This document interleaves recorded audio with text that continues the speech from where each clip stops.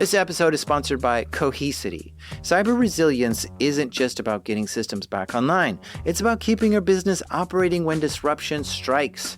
That's the idea behind the Minimum Viable Company, or MVC, a trusted operating core for recovery. Cohesity built the MVC to help organizations identify the essential applications, data, people, and processes required to serve customers, maintain communication, protect revenue, and meet critical obligations. By restoring this trusted operating core first, organizations can reduce downtime, accelerate recovery, and maintain continuity while broader restoration efforts continue. It also provides a clear recovery target, enabling teams to focus resources where they will have the greatest business impact. Learn more at cohesity.com/resilience. That's cohesity.com/resilience. Cohesity, resilience everywhere. Hey, it's Jack, host of the show. I am feeling good. I am feeling healthy, strong, fit. I'm in the game. And so I'm coming at you with a second episode this month. Let's go. DEF CON is coming up in a few weeks. I'll be there. I wouldn't miss it. You know me. And if you don't know, it's the premier hacking conference in Vegas. And I love going because every year something crazy happens. You don't always know what it'll be, but you know something is going down somewhere. Like maybe someone will drop a 0-day live on stage, which will suddenly make us all panic and call home, shut everything down. Or maybe the FBI breaks into someone's hotel room and arrests someone who they've been chasing for a decade. Or maybe someone gives a talk that makes history. I mean, Julian Assange once gave a talk at the Chaos Computer Camp in Germany to announce WikiLeaks. Lots of people come to drop big ideas at hacker conferences. And if there's a talk that makes history, I want to be there for that moment. I want to be in the room where it happens. Anyway, I'm not planning any party or anything this year. I'll just be floating around, like all over the place. But check my Discord or Twitter for like live updates on where I'll be, though. And if you see me, please say hi, because I love meeting you. It's your energy that gives me the fuel to fly this thing to the moon. Oh, and if you don't know what I look like, I wear a big black hat and I cover my face entirely with a bandana. I look like a bandit. All right, I promise I'll bring you back some stories. These are true stories from the dark side of the internet. I'm Jack Rhysider. This is Darknet Diaries.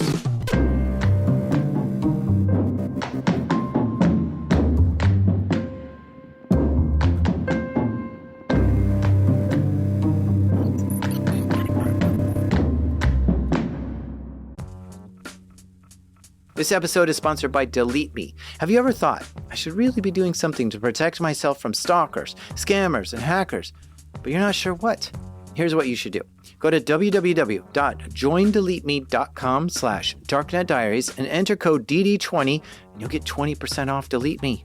And a few years ago, I signed up and Delete Me got busy scouring the internet for my name and gave me reports on what they found and deleted stuff.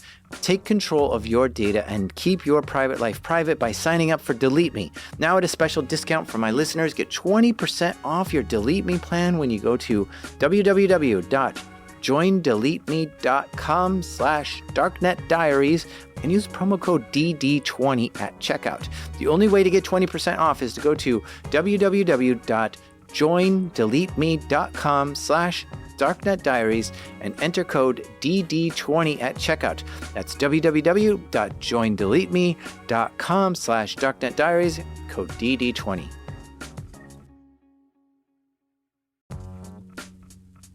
This episode is brought to you by Black Hills Information Security, trusted by the cybersecurity community for nearly 20 years.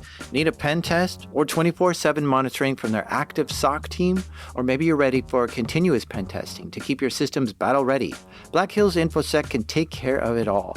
And if you want to learn how they do it, check out Anti-Siphon Training. It's built for people who really want to hone their skills, from SOC analyst tools and methodologies to setting traps and running deception operations. AI is changing cybersecurity right now. Defenders use it, attackers use it, and that's why Anti-Siphon Training is hosting their free AI Security Summit on August 14th. Join experienced practitioners as they share practical lessons, real-world experiences, and insights into how AI is changing cybersecurity. And because you're one of my listeners, they've got a little something extra waiting for you at blackhillsinfosec.com/darknet. The website you need to go to is blackhillsinfosec.com/darknet. I guess we're going to call you MG in this. Is that what you want to be known as MG? Perfect, yeah. Yeah, I like MG because I didn't know for the longest time if it was milligram or It's great. megagram. It's got so many things it could be. That initial mystery, I think, is what intrigued me about MG. He had this raw type of energy to him. He's always building. He goes hard on hacking. He's always in the zone. And he seems like he's part of the counterculture. Like, he's probably got stories, right? And people kept telling me, you should get MG on the show. So here we are. Color me intrigued. He tells me MG is just his initials, and he started using that name when he signed up for Twitter back in 2008. His Twitter name is _MG_. Nice and simple. I grew up in Wisconsin. Both of my parents were in medicine. And I guess like a big thing that I learned growing up with them is you can pretty much DIY anything. And also DIYing stuff is a great way of having control, stretching the value of what you have and things like that. So they designed and built their house from the ground up, like every aspect of that. And this was, while they were working full-time in medicine. And of course, raising me and my sister. I think the house started around when I was like in first grade, roughly. So I was just constantly around raw materials, DIY, just tools everywhere. Yeah. Yeah, but didn't you get into magic also when you were young? Oh, I mean, what kid didn't, right? But no, once I got into, I don't know, roughly middle school, got into magic, sleight of hand, just deception and all that cool stuff. Also got into trouble doing that. Brought a prop cigarette to school, got suspended for not taking it seriously enough. You took a cigarette to school, a fake cigarette, and they suspended you over it? Yes, they did. There's even more to that story. So yeah, I mean, it was a really believable one. It looked like the tip was glowing and you blow on it and like some talc powder comes out, makes a nice cloud. So it was kind of believable. The teacher was like, whoa, what is this? And so confiscated it. But then they were holding it and like some of the talc came out of it and they're like, oh, white powder. Uh-oh. So they called the cops, had them like drug test it. My buddy at the time decided to say, that's not even how you'd smoke cocaine. Did not help the situation at all. But yeah, I think we both got suspended.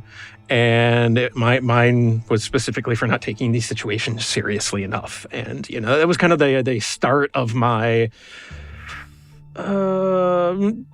conflicts with authority. We'll just leave it at that. As MG grew up, he got influenced by his parents being in medicine and was gravitating towards biology. But the seductiveness of computers and technology would ultimately change his direction. I was really into biology until Quake. Quake came out, and that changed everything for me about computers. You had to learn how they work to play Quake, especially multiplayer. Like, first of all, you don't just run an app on your machine. Back then, you're at least rebooting the Windows machine up into, DOS mode. You want to connect with people? Cool.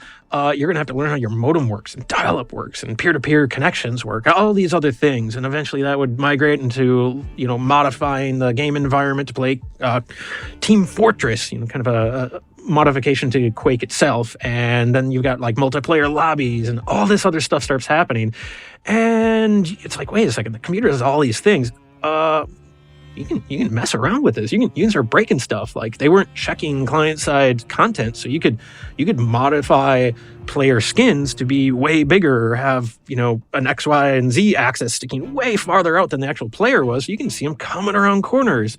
You can add a fluorescent coloring to the skin to make them stand out in the dark. That's really cool to me. Oh, that's brilliant. So if you make the enemy model extra big, then you can see them coming and give you have the big advantage over it. That's amazing, right? That you thought of that. Or the skins of the walls and stuff like that. You can just set them to partial transparency and see through those walls.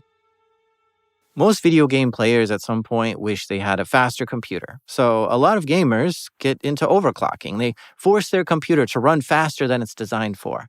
But when you overclock your CPU, you run the risk of your CPU overheating and can get really hot and melt, which means you need to have a better cooling system.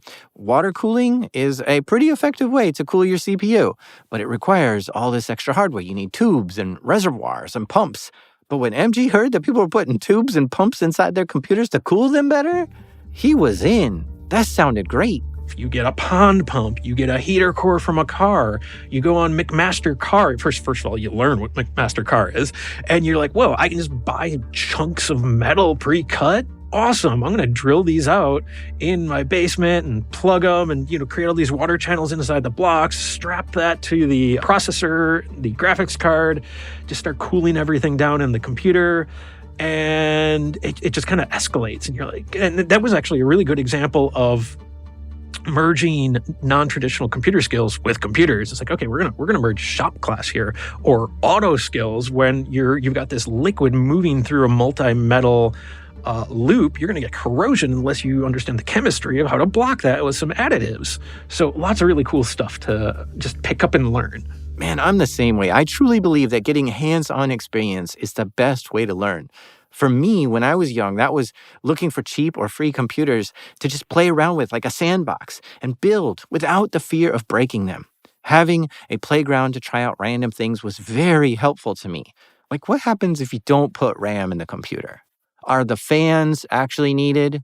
What happens if you disconnect the hard drive mid-boot up, or take out a thumb drive while you're trying to write to it? What if you try to delete all the files?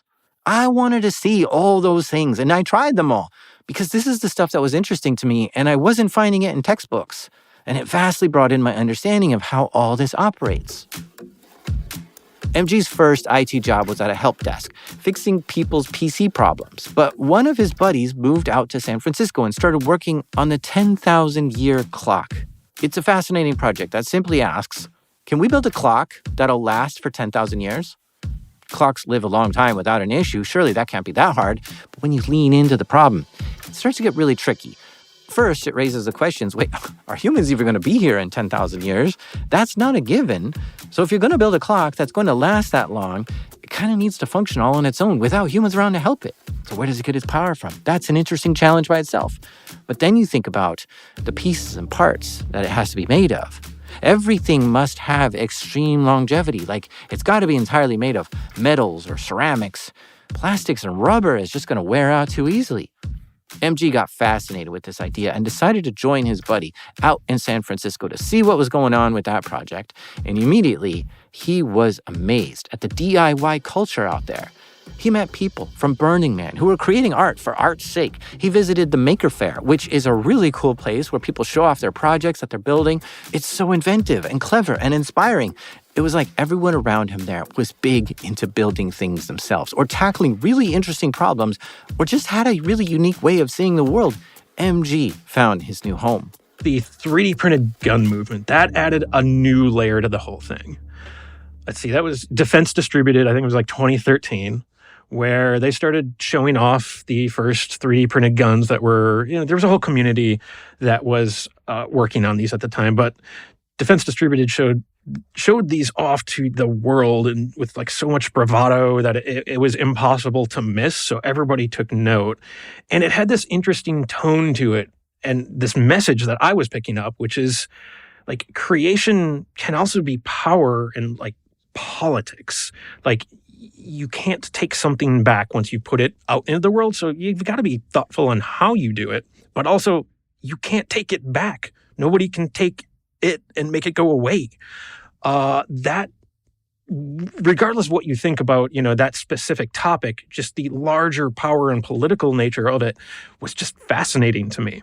Yeah, that was an interesting time. The U.S. government has always tried to regulate guns by acting as a gatekeeper, controlling who can sell them, trade them, or move them across state lines. That's where most of the laws live, not at the moment that the gun is used, but it regulates the system that makes it and delivers it.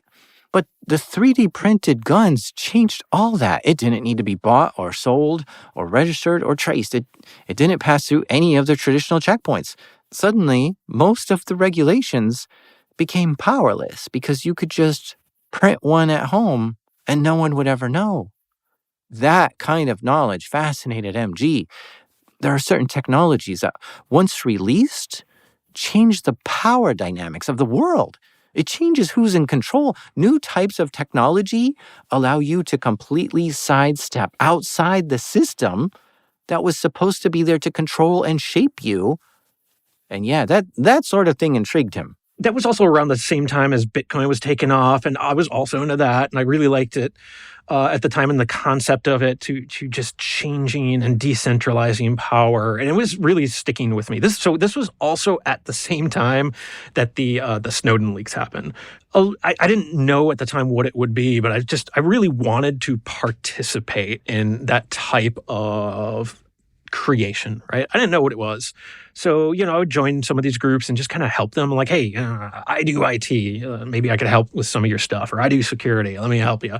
And you can kind of see how the artist works, right?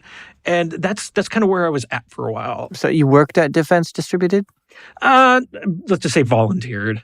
Another thing that sort of shocked the world was the Ant catalog, which came out in 2008. This was some leaked NSA documents which showed different types of devices and technology that the NSA had in its possession and could use for missions if you were in the NSA. Yeah. So the Ant catalog, this was commonly misattributed to Snowden. I believe officially it's just another leaker around that time. But the NSA Ant catalog had this just catalog of all this cool espionage tooling, hardware, software, just so many cool things. Like if you ever saw the back of a magazine with the spy catalog stuff back there, disappearing ink and whatever it may be, this was that time, just with a much higher budget. So one of the things in there was a malicious cable called the Cottonmouth. It had multiple layers of PCBs inside there. It looked really big and chunky, really complicated to make, but it also cost, you had to have at least $1 million to afford this, and for like the NSA customer population of their own department. But you had to have $1 million just to get 50 cables, so that's $20,000 each. And it was just cool seeing all of these things. Okay, so this Cottonmouth cable that the leaked NSA docs showed was wild. It looked like a regular USB cable, but somehow it had the ability to install a Trojan horse on a computer wirelessly. So like if your enemy plugs in this cable to their computer, you could somehow get into that cable and infect their computer with malware. Now, for most of us at the time, we were blown away by the technology in this catalog. How was it possible for a USB cable to function both as a regular USB cable, but also have the ability to infect a computer? We were all wondering how it was possible, but MG was actually trying to figure it out. He was tinkering with hardware, building 3D projects, helping out at the Maker Faire, and building random things. And around 2017, he got an idea. There's this device called a USB rubber ducky, which looks like a USB thumb drive, but when you plug it into a computer, it'll automatically run a script that could infect your computer with malware. Basically, the rubber ducky was already terrifying, but MG wondered how he could make it even worse and thought, what if he took the USB rubber ducky thumb drive and made it explode when you put it in a computer? I kind of spent a while making exactly that. An exploding thumb drive.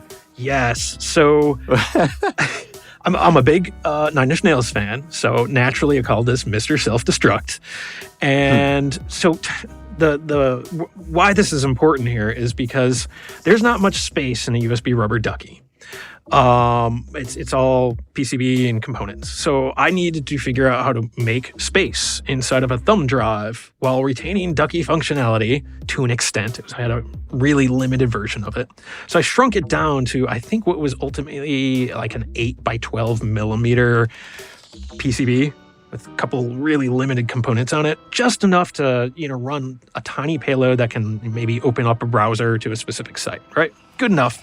And then it could also trigger an electronic detonator to then fire like a firecracker or something like that and have a bunch of confetti in there. I was doing this all with the idea of this is going to be just like art I'm going to present to the world in like a video form, and hey, everybody can just look at it, right? So the payload was you plug it in a computer, it opens up the browser, goes to a video of a Jack in the Box animation. Jack in the Box is cranking the box for an awkwardly long amount of time to build up tension, and then the explosion happens. Confetti goes everywhere. Pop. And that was great. Such a ridiculous project, but I love it. Since that's happened, there's been evidence of exploding thumb drives shipped to, journalists and stuff like that had like RDX in it. That would do a lot of damage. And it's exactly why I did not productize that, despite many people asking for it. I mean, I was just thinking of the Hezbollah pagers at this point. Did those people see your presentation somewhere and be like, oh, that's great? Oh, God, I hope not. So he's tinkering around with these USB drives that will physically self-destruct. And his buddy is like, hey, you should take those things to DEF CON. I think it was around 2013. I finally made my first DEF CON before wanting, I had been wanting to go for years, but 2013 was the first time. And that's where I linked up with a longtime online buddy, Whitey Cracker, Bryce. And he kind of just introduced me to more stuff and showed me around the security space. And it was very helpful for me at the time, just learning and meeting more people. And yes, so at DEF CON, I would absolutely make little devices that were just highly custom, 1-offs or 2-offs, maybe 5-offs, to people who wanted like a custom thing. You had to know me, and back alley deals at DEF CON. Oh man, the back alley deals at DEF CON are always very interesting to me. The first time I went to DEF CON, someone told me I should try to find and buy some rainbow tables. This is a list of hashes and passwords. You could download it back then, but it was a lot easier to just get it on a stack of CDs if you knew someone. And the point of it is that it makes cracking passwords a lot faster. So I went to DEF CON and I started asking vendors, hey, do you have any rainbow tables for sale? They all said, no, what, LOL? And then eventually someone was like, hey, wait, you said you wanted some rainbow tables? I was like, yeah. And he said, you should go ask Paul. And I'm like, who the hell's Paul? And they showed me where Paul hangs out. It turned out to be Paul Asadorian. And when I met him, I asked him, hey, do you have any rainbow tables? And he's like, oh, I just ran out. And I was like, oh, man. He's like, I brought a bunch last year for DEF CON, but there wasn't many people who really wanted them. So I only brought a few leftovers this year and just ended up giving them away. So that hunt to find secret stuff at DEF CON is real, and it's exciting. And I've been properly blown away at some of the secret things I've seen people bring to DEF CON. So MG fell in love with DEF CON. These people were just like him, building cool stuff, subverting the gates of power, and using technology to reinvent new things. And a lot of people at DEF CON are building just for the fun of it. The endless curiosity cannot be tamed in some people. And it sparked a whole lot of new energy and ideas for MG. Around that time, the whole world was shrinking at a rapid rate. Like, for the longest time, we only had USB Type-A cables, the big wide ones that it takes you 3 tries to plug in, right? But then suddenly those shrank, and then we got mini USB cables, and then micro USB cables. Computers used to be big and clunky, right? Desktops, of course, but even small laptops, you couldn't fit those in your pocket. But then the iPhone came out, and you had a whole computer in your pocket. And this brought forth a whole bunch of smaller computers like Beagle boards and Gum Sticks and Raspberry Pis. Tiny computers that you could fit into your pocket, but were also pretty powerful. And so while the NSA's version of this malicious cable cost them $20,000 to make, with all the miniaturization of electronics hitting the market, MG was wondering if it was feasible to build one himself for a far cheaper price. Yeah, exactly, right? And the miniaturization of microcontrollers and other things like that certainly opened some doors for me in which I could experiment and play. It's actually important to mention right around this time is also when I met Darren Kitchen from Hack5. Darren Kitchen was already making malicious devices like the Rubber Ducky and Wi-Fi Pineapple. I was also making YouTube videos through a channel called Hack5 to teach people how to hack. First of all, what a Rubber Ducky is, does keystroke injection. What that means is it emulates a keyboard and will very rapidly type those keystrokes. So I think the Ducky's doing like 150, 200 keystrokes a second. So anything I could do at your keyboard, the Ducky can do for me. Great for IT sysadmin automation, but also, maybe some nefarious stuff too. And if you don't care about speed, payload size, you don't care about all of these nice product aspects, you can totally compromise and get something barely usable in return for making it much smaller. And that's effectively what I did. I compromised on a lot of things. Like even some basic electrical safety things I ended up compromising there because, hey, this thing's going to blow up. What's it matter, right? So to make his exploding thumb drive, he basically had to make a smaller version of the rubber ducky. And this gave him an idea. What can you do with a super tiny keyboard connected to a computer? And so he decided to make his first malicious USB cable. It's identical to the Mr. Self-Destruct, except it didn't explode, and it was inside of a cable instead. So basically, to put a payload onto this, you had to have physical access to the cable. You program it, and, it's going to delay however long you tell it before running the payload after it gets plugged in. That's like the end, right? Basically, imagine what someone could do if they had access to your keyboard. That's what this cable did. It acted like a pre-programmed keyboard. If you plugged it in, whatever it was programmed to type, it would type. So you could do some basic keystroke injection attacks, which, open a browser, open a reverse shell. You can do a lot of stuff. But it wasn't this tool I knew it could be. He was posting about this online and stuff, making a handful of them and selling them in the corners of rooms in DEF CON. But the first version was lacking features and really buggy. From his visits to DEF CON, he met a guy named Fuzzy Knob, who got MG a job red teaming for a Fortune 500 company, which was MG's first cybersecurity job, specifically hacking into places to test their security. How cool is that?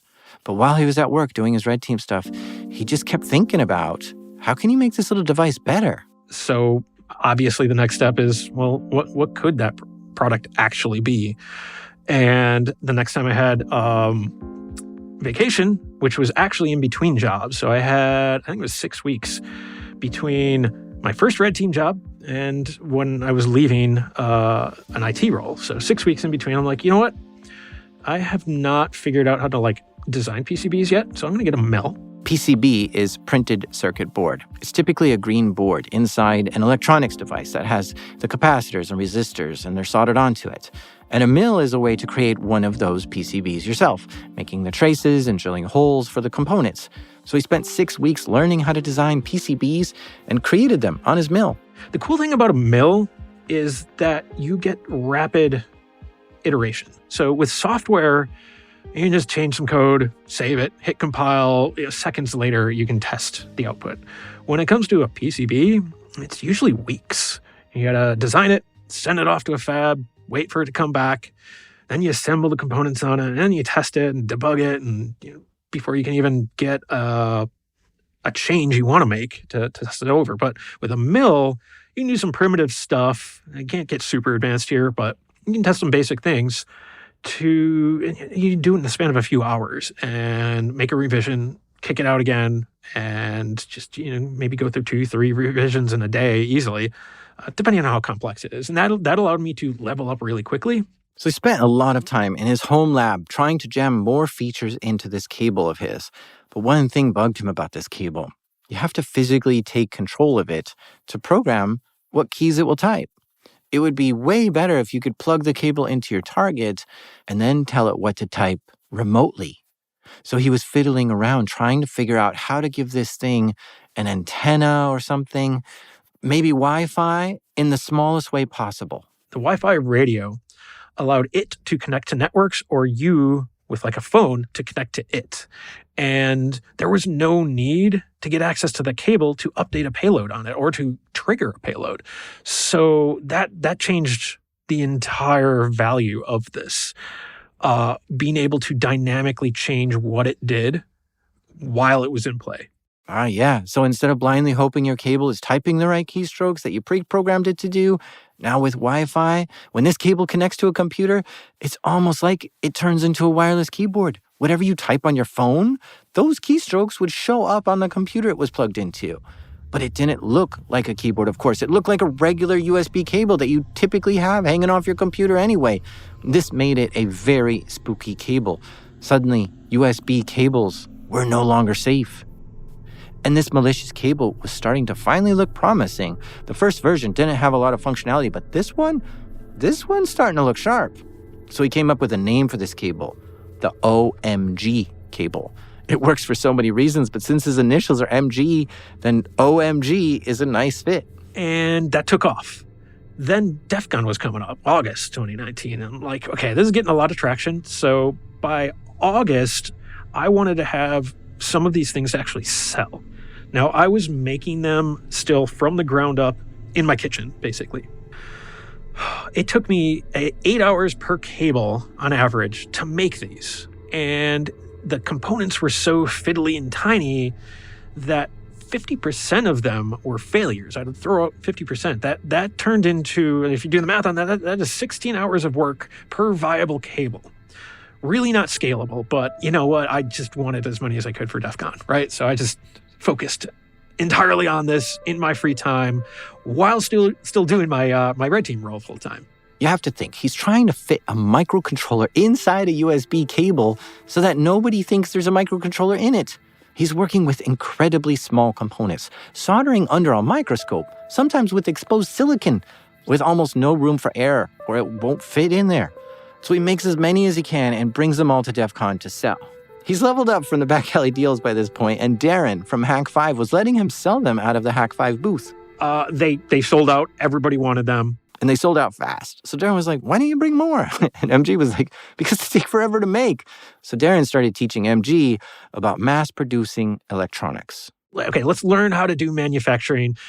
Find somebody who can do certain steps. So, we got one factory who creates the raw PCB, another factory who assembles the components, solders the components to the PCB, and another factory who integrates those PCBs into a cable. And even at that point, there was still plenty that I had to do after receiving them.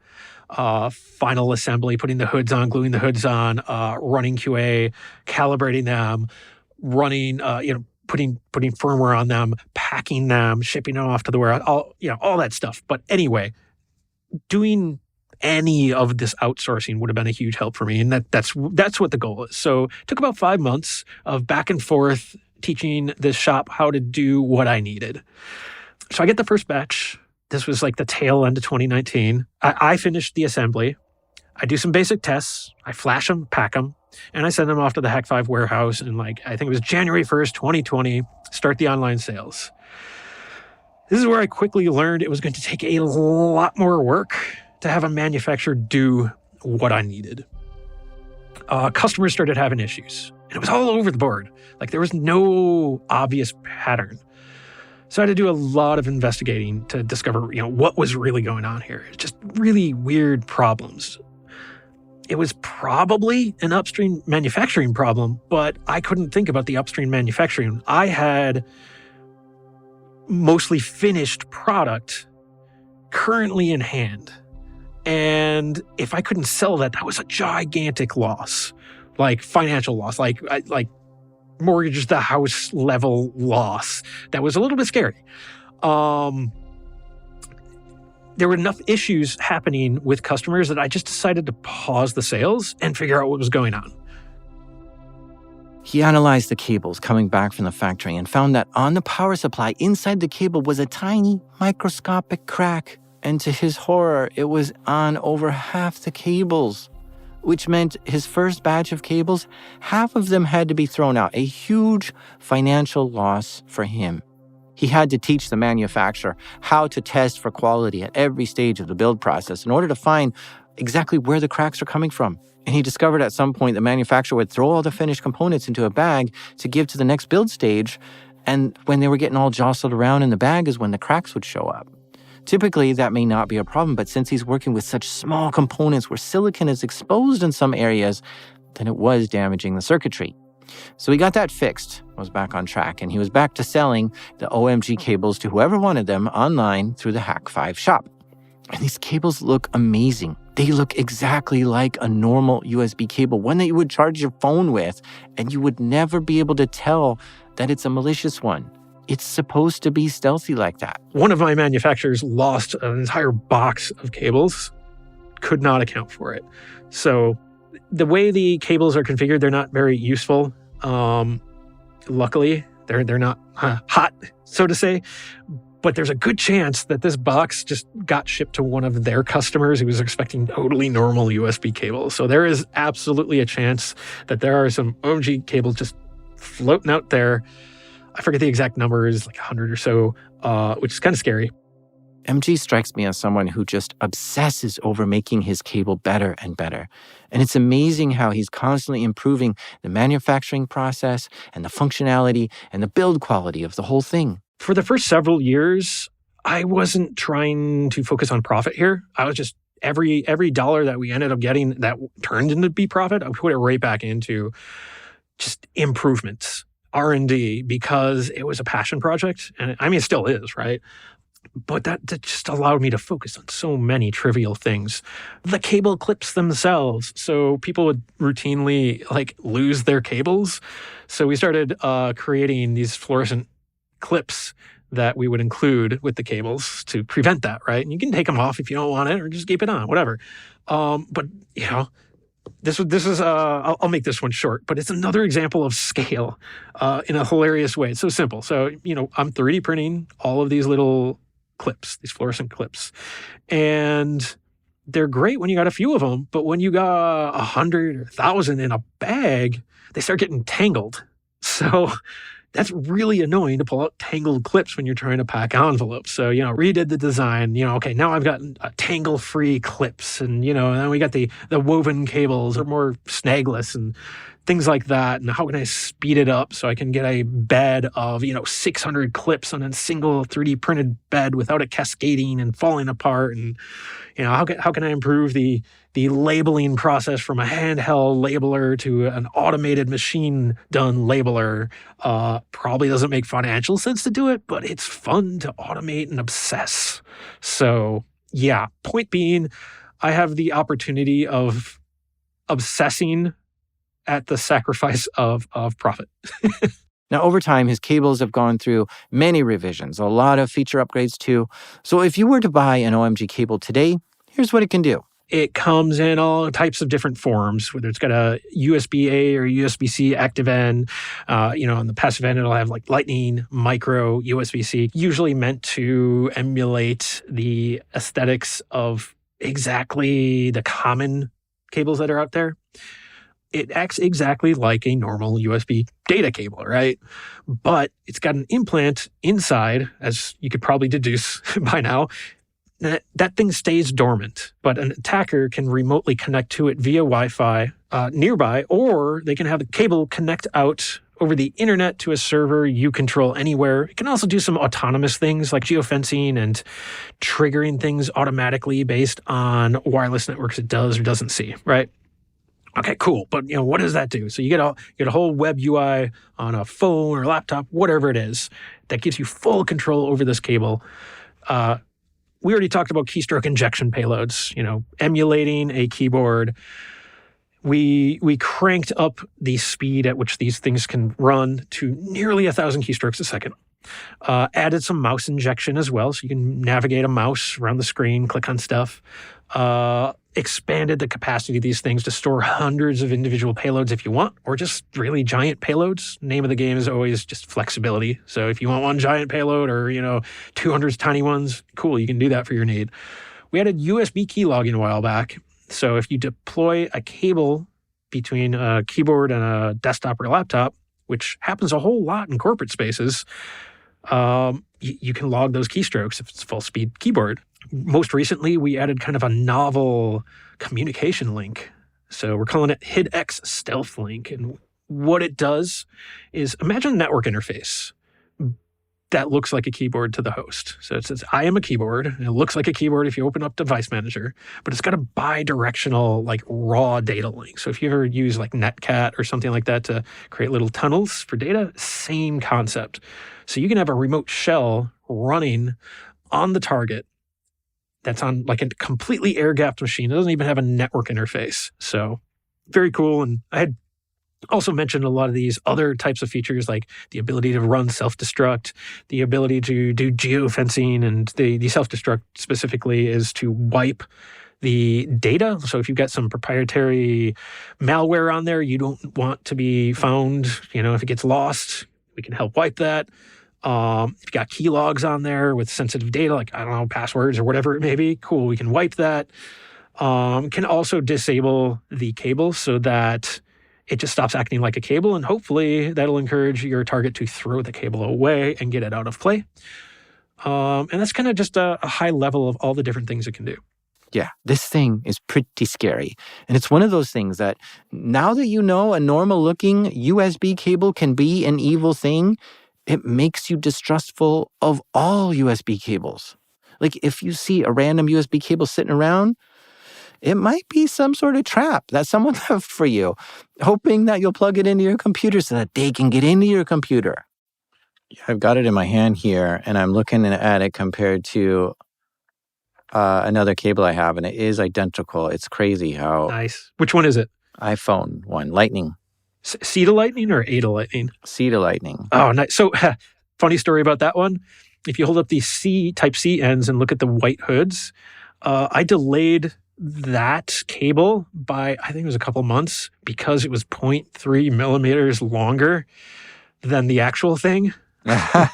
So I was just like, oh man, it matters. It doesn't really matter. But at the same time, the guy who does the front end work for us is blind. He was a customer originally when we released the Keylogger edition of the cable. And he came to me, he's like, dude, I'm feeling these two cables side by side and I cannot tell the difference. So that was amazing to me. Yeah, it is remarkable. And I mean, going back to the ant catalog and Cottonmouth, I wonder if the NSA has bought like 1,000 of these to be like, oh, this is so much cheaper than the $20,000 per unit we have, and it has way better features, and we don't have to run the R&D and all that sort of thing. You have any idea? I mean, I've heard some whispers that I probably shouldn't talk about, but I'll say this, is that there's many reasons why that could occur, which, I mean, sure, price point. Yeah, absolutely. Maybe ease of use. Like, I can't really speak to what the product experience is of their stuff, but I can suspect. But here's another thing, is deniability. Like, if you find a Cottonmouth cable, you're going to know where that came from, right? Or especially if you're certain intelligence services, you're going to have a good idea of like who made this highly custom hardware. But if you're seeing something off the shelf, there's some deniability in there for NSA as an example, right? Like, I don't know where that came from. That's just off the shelf OMG cable, right? So I would imagine, yeah, I have certainly talked with numerous people who are in that space, whether directly or kind of third parties employed by them to do tests and stuff like that, where these are absolutely in a whole lot of those types of environments for various needs, whether it's testing, third-party assessments, like red teaming, stuff like that. I've talked to police departments, stuff like that, who are using it for all kinds of different needs. Yeah, but again, it's that interesting aspect of circumventing things, right? Yep. Like, so before, Cottonmouth was only available to U.S. intelligence agencies and maybe Five Eyes. But now the OMG cable is available to the world. So all of NSA's adversaries also have this. And that is interesting, that the technology isn't only in one person's hands now, but that there's a level playing field of like, nope, we've got that too. Yep. I mean, at the same time, like, I think it should be. Like, if I could have made that the way I did, I feel like others can make that. And therefore, it was just a matter of time. Whether or not we heard about it in public was probably the only question there. That's an interesting way to look at it, right? It used to be that only an exclusive group of people could get their hands on such a thing. And now anyone can. And yeah, that's scary that this thing could be anywhere now. But maybe the bigger danger here isn't when the cable went public, but when it was kept secret. when the only ones who had it were shadows, people who didn't want you to know they had it, people who didn't want you to know this existed, people who didn't have to follow the law. I mean, compare it to smallpox. For centuries, people died of smallpox, and we had no idea why. But then we discovered what it was, and we learned how to contain it, and then we learned how to fight it, and then we learned how to defeat it. But in that process, we learned how to weaponize it. And that's the double-edged sword of knowledge. We're in danger without it, but we're dangerous with it. We're going to take an ad break here, but stay with us because when we come back, MG's going to tell us stories about how this cable is used in the wild. This episode is sponsored by SpyCloud. Everyday stolen identity data like credentials, session cookies, PII, and more flows through criminal underground markets. Most companies don't know what's been exposed until it's too late. For the last decade, SpyCloud has existed for one reason: to disrupt cybercrime and end criminals' ability to profit from stolen data. That mission has never been more urgent. SpyCloud's latest idea has been to recapture darknet data from successful phishes, info-stealer malware, combo lists, and breachers to put it to good use. They transform it into automated identity threat protection using advanced analytics and AI to protect workforce, consumers, and supplier identities from authentication bypass, session hijacking, account takeover, ransomware, and fraud. Don't wait to become the headline. Find out what criminals already know about your organization. Get your free Darknet exposure report at spycloud.com/darknetdiaries. That's spycloud.com/darknetdiaries. So over the years, people have shared stories with MG about how they're using his cable and have asked for some really interesting feature requests. One story he was told was from someone who's a red teamer for the DoD, the Department of Defense. That is, his job was to try to hack into the U.S. government's networks to test their security. This team posed as an Xfinity tech via email and phone. So they got a legit Comcast.net account, which literally every Comcast customer gets. But, you got username at Comcast.net. And they're just like, you know what? We can pretend to be a Comcast employee with that, and I bet it'll pass. And it did. So after some back and forth with this target, they set up an appointment. They found some Comcast/Xfinity clothing at a thrift store, stuff like a hat and jacket. They did some OSINT, found some fake IDs, printed those out. They show up. They say, hey, we only need access to the MPO. MPO is a main point of entry. So that's like where the line comes into the building, typically like the basement or something like that. Tends to be a lower security area compared to like the server room. So they're given access and they install a small device that allows them to remotely disrupt that line, the main line of the ISP, in the future. So they leave, they wait a few weeks, let everything kind of just settle, and then they start causing disruptions. They return on site. They ask to look at the MPO first, which lets them reclaim that remote device that they had planted. They say, it's not fixed. I see you're having issues, but we're going to need to find the other end of this cable. Where's this go? And, they knew that's going to be going up to the server room typically. So they brought them up. They brought two supposed Xfinity techs up. There was a camera in the server room. So, they had two techs. One tech would strategically block the camera with their back each time the other needed to deploy a piece of hardware. So at first, they deployed two different malicious network devices, two different types of things. But then they see a server with a monitor and a keyboard hooked up, and then there's a USB cable hanging off of it. I think it was an Ada Micro. It seemed to be for charging a wireless mouse, right? And there was a wireless mouse nearby it. I was just like, dude, that is the perfect spot for an OMG cable. I think we got a perfect match in the kit.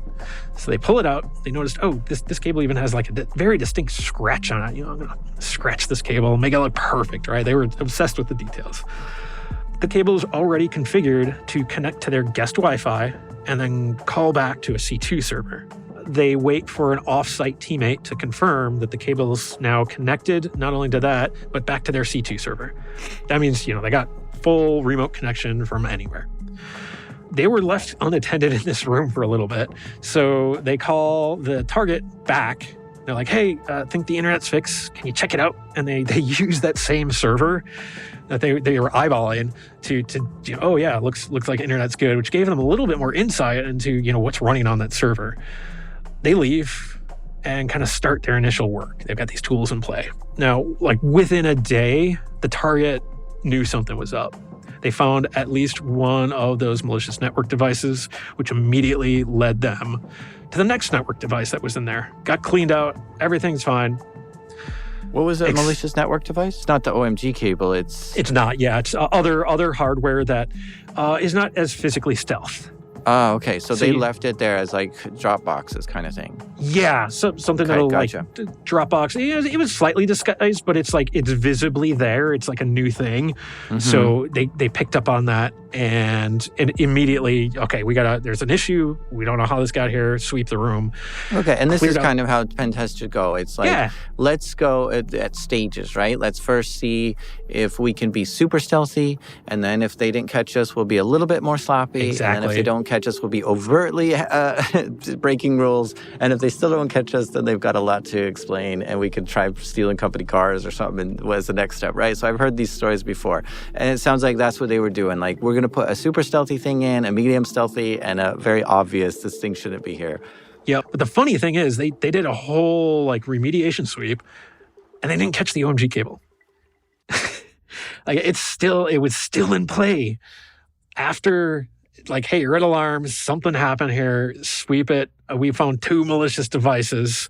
But the thing is that the cable was dormant. Like, it hadn't run anything. It was just sitting there, connecting to their guest Wi-Fi, waiting.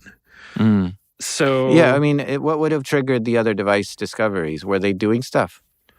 They were more active. Yeah. So definitely go looking. But, it depends. What would you assume if you're like, oh, there's malicious hardware in here? What level of sweep do you need to do to that room? And how thorough does it have to be? But, hey, OMG cable survives an active, sweep. So the server had some constraints that made things a little bit difficult, which is probably why they were a little less thorough. Which was, they had some EDR in there, endpoint detection and response tooling, that would have detected any form of malware persistence. So they could run a payload on this and deploy some malware that would just live until the server rebooted.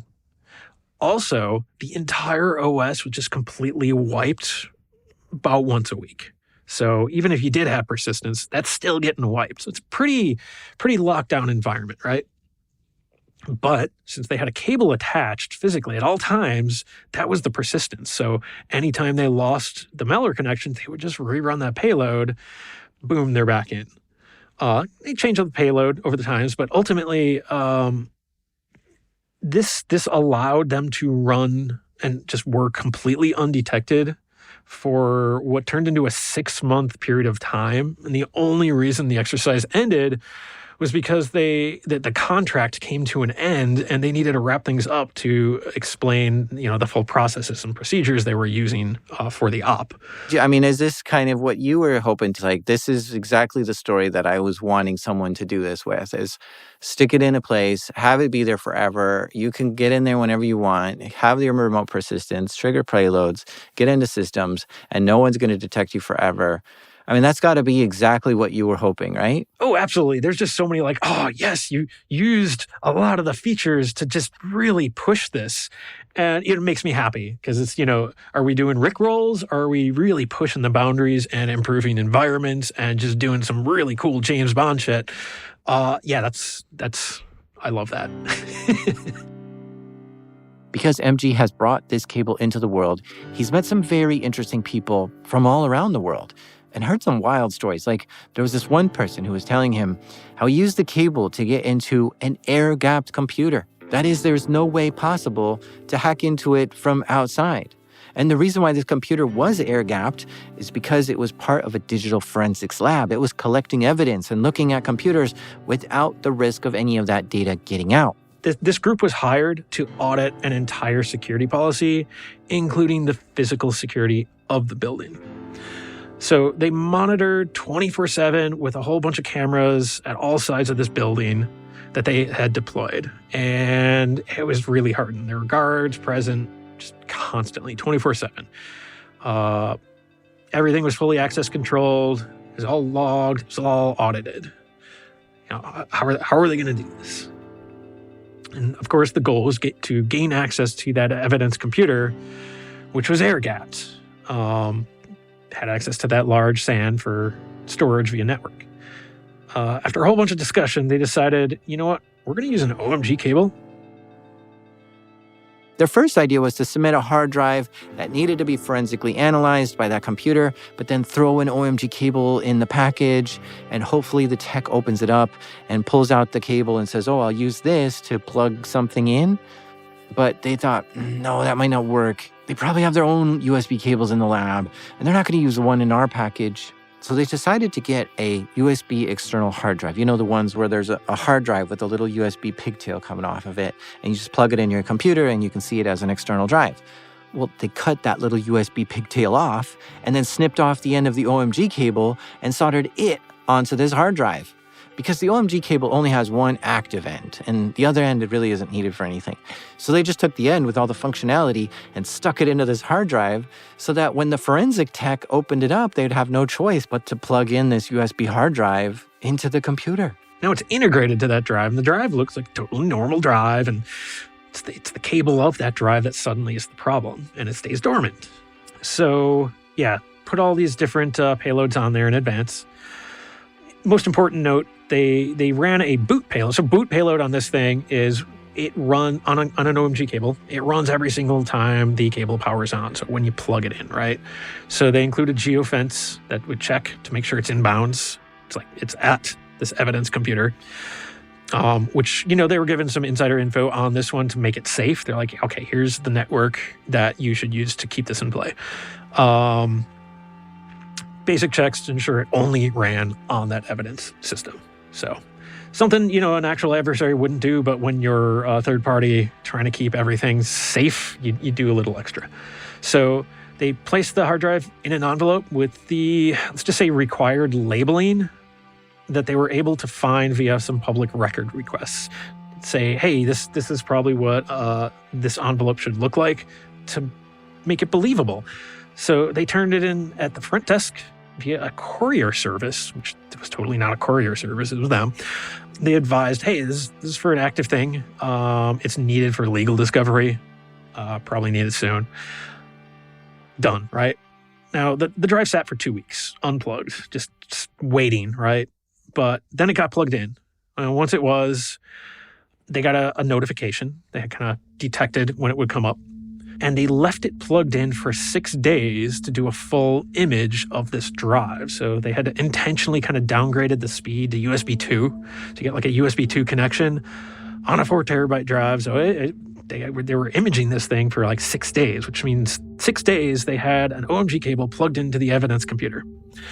Now, they could have set up a bunch of automated payloads and stuff like this, but for damage control, they decided to keep an active human in the loop for this whole thing. So when it got plugged in, they got the alert, they returned and accessed the cable from basically the lobby or the parking lot, right? One payload allowed them to create and modify files on both the local system and, more importantly, the SAN. That's where all the evidence is, right? Like, you can manipulate the evidence. They have just proven that. Evidence is supposed to be just like pure and untouched. Then they noticed that, okay, yeah, obviously this SAN, you need a network to connect to it. So it was connected via Ethernet from this machine. But they learned that while the evidence machine was supposed to be air-gapped, it was only by DNS. So, like, instead of doing a domain name connection out, you just connect out via IP address, and suddenly, hey, it's working. You can connect out to the internet by just going direct via IP. Boom. Now they got the ability to exfil evidence from the storage device out over the internet. like I think you could immediately assume some terrible scenarios where that's like a big problem. How prolific is this cable? Like how many companies out there are using it? I One day I'll probably find a way to disclose that, but basically I don't know many places that don't have one. What? Yeah, I'm continually amazed. I learn about new places that I didn't even know exist. Like, wait, you exist. That's crazy. B, you got my stuff? What? Okay, cool. It's a wild ride going from I'm just making something that I thought was, borderline art in my kitchen to all of these types of stories I am telling you. It's a little hard to digest sometimes, but at the same time, I'm trying to take it very seriously. Yeah, but I mean, Hack5 or even your own website could be like used by these companies if you do know which ones. Oh yeah, I mean, yeah, I think that would be bad form. There's a lot of companies who probably don't want that info out there. I think Hack5 will list the media that it's been seen on, like cool, Nat Geo and stuff. I just saw the OMG cable in a Netflix episode, apparently, of what is it, Zero Day. They're talking. I think it was Robert De Niro talking about the OMG cable on screen, and I think Jesse Plemons' face was in there. I'm like, dude, what? That is wild. Okay, so Hack5 is who sells these things. Is there anyone they don't sell to? Yeah, so absolutely. There's a couple of ways to think about this. And, I'm going to just generalize it here a little bit to make it easier to understand. But basically, you can kind of think of three categories of countries. First being countries who are explicitly allowed. And you could kind of think of those as like friendly NATO countries and Five Eyes, right? Then, second category would be countries who are explicitly disallowed. So think sanctioned countries like Iran and North Korea. But then you get this third category is countries who are on neither of those lists. So if the goal was to make as much money as possible, you'd be selling to that third group. But if you're trying to do more than like the legal minimum, you might avoid selling to that third group, especially if you're operating in space that many people perceive to be a gray area. Even if it's not a gray area, perception still matters. But Hack5 only sells explicitly to the allowed countries and, skips over that third group. It's a voluntary decision on their end, but it's also a factor of kind of having to be more diligent when you have tools that are more capable. So, toys versus professional tools kind of steps up the level of, attention to following the rules and kind of going a little bit over the minimums, right? Yeah, those rules fascinate me. It's really export controls that the U.S. government has set up, where certain electronics can't be sent to certain countries. And the classic one that just came to mind because of recent events was the DeepSeek surprised us all with their AI abilities, and then it turns out that they had tens of thousands of NVIDIA cards, which I believe is against the export control rules. NVIDIA is not allowed to send tens of thousands of these cards to China. And so it's just like, well, how come NVIDIA didn't get shut down or fined or slapped on the wrist by the U.S. government for selling so many of these? Like at some point, there's got to be like, okay, we need more. Okay, who are you distributing this to? Oh, don't ask. Okay. So I don't know. I just wonder if the export control rules even matter, or if they have teeth, or if anyone follows them. Because honestly, I've filled out forms before, and sometimes it's just a checkbox. Do you live in any of these countries? Right. No. Okay, good. We'll send it to you then. Right. I think the NVIDIA one's a pretty good example. I don't think all of their products are export controlled. So this probably goes back to, the capabilities, the toys versus the upper end stuff. And, can you do good or bad things with them? And, almost dual use kind of territory. And ultimately any restriction, kind of as what you were getting at, can be bypassed. But introducing any degree of friction generally is good if you're trying to, stop a certain activity. Like perfect controls are hard. It's a balancing game, much like almost all security defenses, right? We often get that wrong in the security industry. Is like, oh, it's not perfect, so it's not worth doing. It's like not necessarily. Like speed bumps help to some measurable degree in a large scale. But it's worth reminding again, Hack5 is the only entity I sell to, but and like as much as I love not having to worry about it for my own stuff, I absolutely love like just supply chains in general, especially when you look at them from like the offensive security mindset. So I'm totally with you in terms of being fascinated. I think that stuff gets like way too little attention, and if you focus on it, you can wield like crazy amounts of power if you understand it. So, yeah. Okay, so you've told us a few stories of your cable being used for good. Do you know any instances of it being used for bad? Does anyone tell you about those stories? So I don't know of any stories specifically for my stuff, but Hack5 actually had a semi-recent example that was super applicable here with their Wi-Fi Pineapple and the Russian GRU. So what was this? So the Wi-Fi Pineapple, it's specifically designed not to be perfect. Like this is for doing security pen tests, right? Not for evading. That's the product design. So simple things like MAC address randomization are omitted. What else? There's like a certain way it sends management frames that could make it harder to fingerprint if they modified how that works, but they don't. It's like it's intentional because the product is meant to enable pen testers to do, Wi-Fi audits where they've got permission not to evade the detections. So anyway, late 2018, Russian GRU was caught in Brussels targeting, I believe, UN facilities, right? Not the place, if you're making this that you kind of want to see your stuff showing up. But the Wi-Fi Pineapple was being used in the trunk of a car.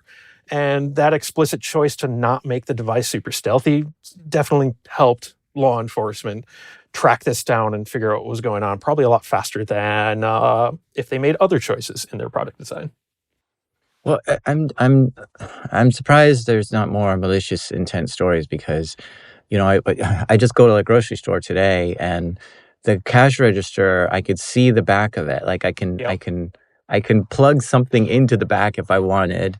And there's so many other restaurants and stuff where I've seen a computer exposed at the bank. I was at the bank and the back of their computer was easily there that I could just pull a cable out of my backpack, shove it in, and they wouldn't know.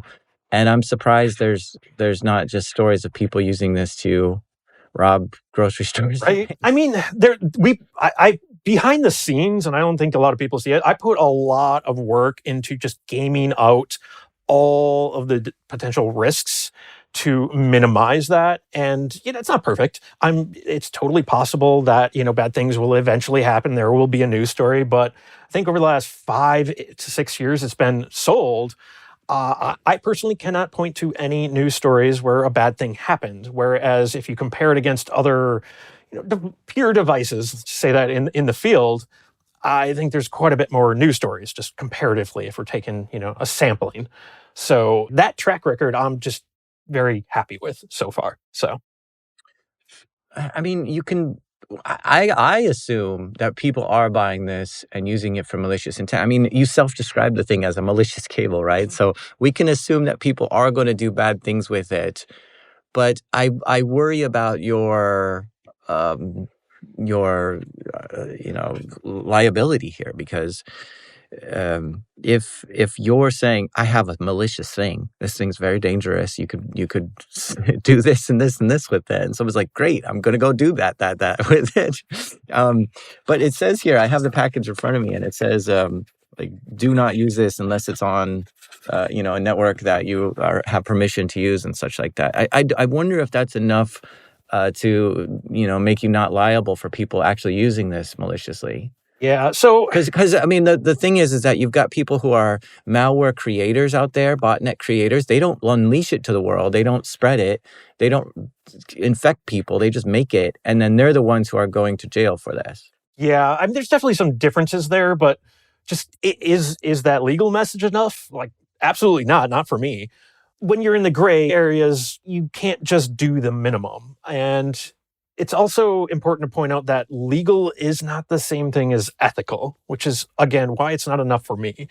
Product design, like I mentioned, detectable defaults, they're not legally required, but I think they're critical in terms of reducing harm. Community management, not just dropping a tool and then letting Lord of the Flies happen, for instance, right? Like we're talking about a lot of nuances. You and I right now are talking about a lot of nuances that a lot of people haven't spent the time thinking about.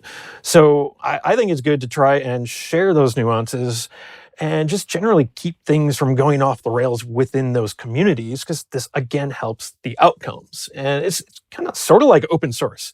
A lot of people will just drop code and call it done, but it takes a lot more work, in my opinion, to do it responsibly. You gotta, like real open source is code that you've cleaned up, that you've maintained, and then community around it is maintained too. It takes work and effort.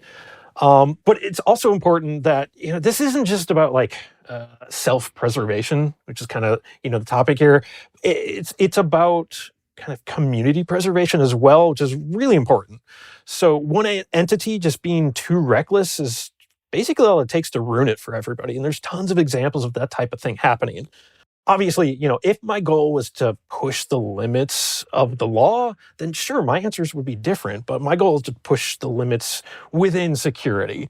And I guess, that I want to keep focusing on that. And that's why I spend tons of time thinking about all the ways I can reduce harm and risk in all the other areas. Like this cable started off as just a one-off, a proof of concept, but it moved over time into large manufacturing, sales, and the way I think about the risks has evolved along the way, right alongside that. Yeah, so you talk about, supporting the community. I assume that's the ethical hackers, the white hats of the world. Yep. That have permission. Yeah. But and that's great that that's your intent to help. Yep. To help improve security for networks, to help people test it ethically. But that intent, I think, is what matters in the eyes of the law in a lot of situations. And I mean, you just told us that you've sold these things in the back alleys of DEF CON and in dark corners. And I mean, DEF CON in general is a place that has malicious actors and criminals. We've seen people get arrested there and such like that. And so I wonder if there's any sort of if that's proof enough just to be like, no, this guy sells it at DEF CON. Of course he's got malicious intent. There's no way he's doing it. Like he would be selling it at a legit conference that's just all about securing and not hacking. This is a hacker conference. I don't know, there's just something there that, I mean, and not just that. There's like people might come to you and they're like, hey, I want this feature. And you're like, oh, that's a good idea. And you add that feature. And maybe that you judge them first and be like, wait, hold on, who do you work for? Do you have permission? Or do you hear people be like, man, I keep plugging it into the bank and the bank keeps popping me. I need a feature to be more stealthy. And then you're like, wait, well, hold on, I'm not going to help you. Like, there's got to be this world of who you actually do business with and who you don't, or who you help and who you don't, because again, that intent matters. And if there's a criminal coming to you and saying, hey, I need this for criminal reasons, what do you do there? Because that's where the intent comes in, right? Yeah, I mean, so helping could be kind of anything, right? It could be operational advice for, running an op. It could be feature changes or additions. It could even be custom hardware. I've been offered $30,000 for a cable and I have turned it down because it's like, hey, this could risk just the future. But there's also other things like people will come in, they're clearly not in the space of, information security, and they're trying to do some like spouseware stuff. And I'm like, as soon as I get a hint of that, it's like immediately no. Also, what you're doing, I just have tons of issue with. Like, you need to redirect this. So spend your money on like couples therapy or something. This cable it's not a marital aid. Well, yes. See, this is what I imagine, right? So there's these privacy phones of the world.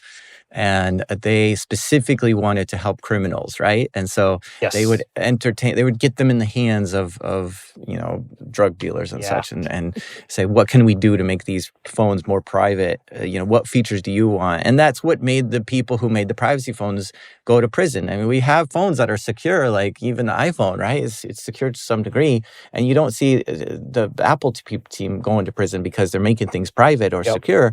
But it's the fact that all those other privacy phone creators were doing things to work with criminals. And so I imagine some, I don't know, street hacker gang being like, all right, MG, we got all these cables, but we need it to be one step better here. We need you to put this in. Like, I just imagine this world where people are approaching you and you've got to be like, sorry, we'll probably go to jail if I help you, so no.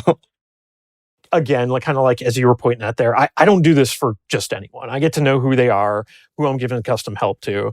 Actually, so the operational stories I'm sharing with you were from those relationships. And, ultimately, you need to do some due diligence, kind of like you were saying, contact the entity being targeted, verify a contract for offensive work is in place with the other person asking for help.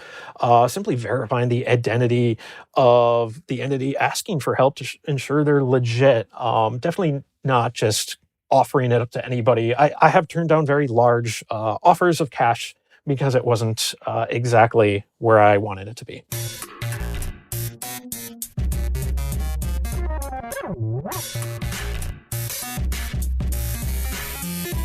A huge thank you to MG for coming on the show and sharing these stories with us. You can find more about him by visiting his website, which is o.mg.lol. This episode was created by me, your pseudo mama, Jack Rhysider. Our editor is The Last JPEG, Tristan Ledger. Mixing by Proximity Sound. Intro music by the mysterious Breakmaster Cylinder. Sometimes I feel like the biggest cybersecurity threat to myself is my future self. That version of me who forgets to update software or reuses a password or falls for a phishing email. So to stay safe, I started locking myself out of my own accounts. Let's just say future me and past me now officially hate each other. This is Darknet Diaries.